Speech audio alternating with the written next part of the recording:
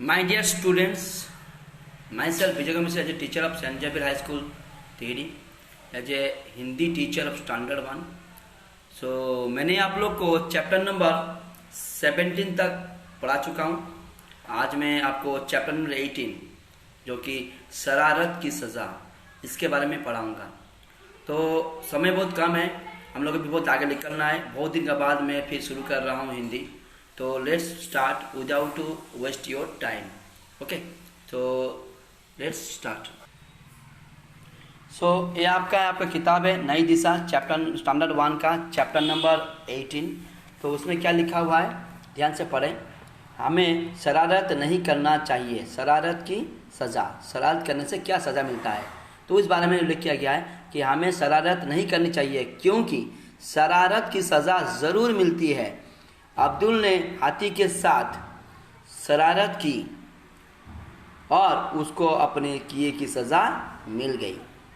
तो एक था दर्जी, उसका नाम था सुलेमान. क्या नाम था उसका? नाम सुलेमान. उसकी दुकान बाजार में थी. वो सुंदर सुंदर कपड़े सिलाता था. वो सभी से प्रेम करता था. लोग उसकी खूब प्रशंसा करते थे. वह अच्छा आदमी था. एक हाथी सुलेमान की दुकान के सामने से होकर नदी में नहाने जाता था. एक दिन सुलेमान ने हाथी को कुछ केले खाने को दिए. उसी दिन से हाथी प्रतिदिन दुकान पर आने लगा. सुलेमान उसे कभी केले तो कभी गन्ना खाने को देता था. धीरे धीरे हाथी और सुलेमान अच्छे मित्र बन गए. एक दिन की बात है, सुलेमान किसी काम से शहर गया. वह अपने पुत्र अब्दुल को दुकान पर बैठा गया. सुलेमान हाथी के लिए दुकान पर केले रख गया था. जब हाथी दुकान पर आया तो अब्दुल को शरारत सूझी. उसने हाथी को केले के बदले में सुई चुभो दी. हाथी दर्द से करा उठा. उसके बाद क्या हुआ, नेक्स्ट पेज में, हाथी को बहुत गुस्सा आया. वो लौटकर नदी पर गया और सूंड में कीचड़ और गंदा पानी भरकर दर्जी की दुकान पर पहुंचा. अब्दुल बैठा कपड़े सिल रहा था. हाथी ने सूंड से भरा गंदा पानी और कीचड़ अब्दुल और कपड़ों पर डाल दिया. दुकान में रखे सभी कपड़े गंदे हो गए. अब्दुल को उसकी शरारत की सजा मिल गई. क्या हुआ कि इस कहानी में क्या है कि कभी भी हमें किसी भी तरह शरारत नहीं करना चाहिए. शरारत करने से क्या होता है?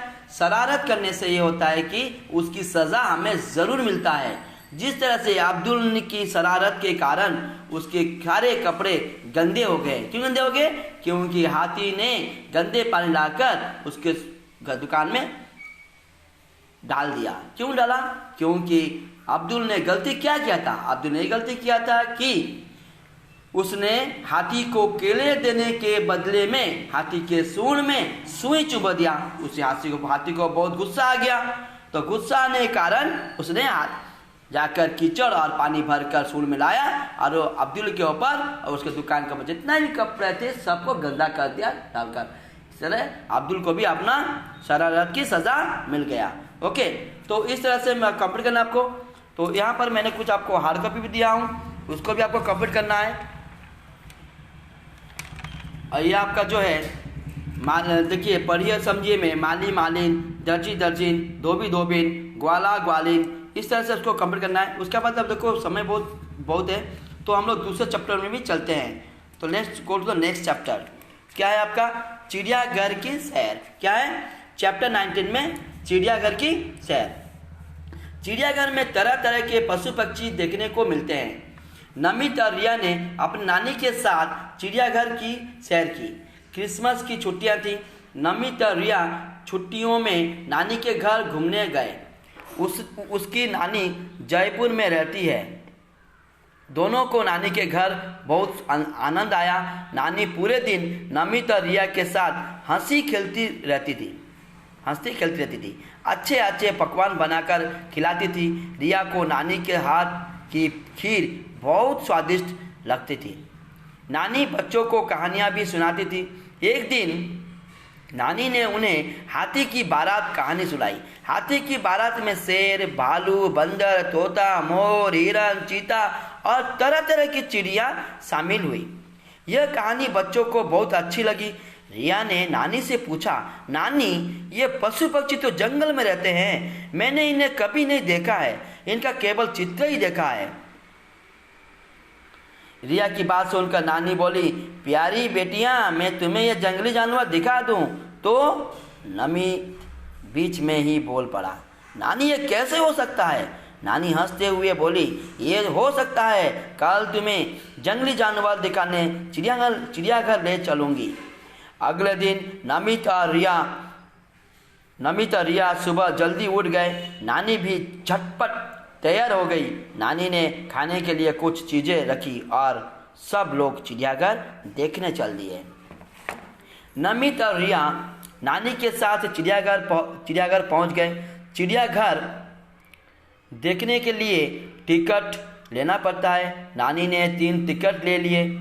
4 बच्चे नानी के साथ चिड़ियाघर के जानवर देखने लगे। जयपुर के चिड़ियाघर में तरह तरह के पशु पक्षी हैं। जंगली जानवरों को सामने देखकर उन्हें बड़ा मज़ा आ रहा था। बातें करते करते वे आगे बढ़ रहे थे, तभी उन्हें एक बाड़ा दिखाई दिया। बाड़े में एक बड़ा भालू घूम रहा था। कुछ बच्चे उसे चिढ़ा रहे थे। नानी ने कहा, हमें जानवरों को तंग नहीं करना चाहिए। आगे बढ़ने पर उन्हें कई छोटे छोटे मोर दिखाई दिए। नानी ने कहा, बच्चों, मोर हमारे राष्ट्र पक्षी है, हमें उसकी रक्षा करनी चाहिए। तो चिड़ियाघर बहुत बड़ा था। वे चलते जा रहे थे। कहीं बंदर उछल कूद रहे थे तो कहीं हिरन दौड़ रहे थे। चलते चलते वे एक तालाब के पास पहुँचे। तालाब बहुत विशाल था। तालाब में रंग बिरंगी मछलियाँ और बतखें तैर रही थी। कछुए अपनी मस्त चाल में पानी के अंदर बाहर आ जा रहे थे। पानी में एक मगरमच्छ मछलियाँ को पकड़ने की कोशिश कर रहा था। उसे देखकर नमित और रिया डर गए।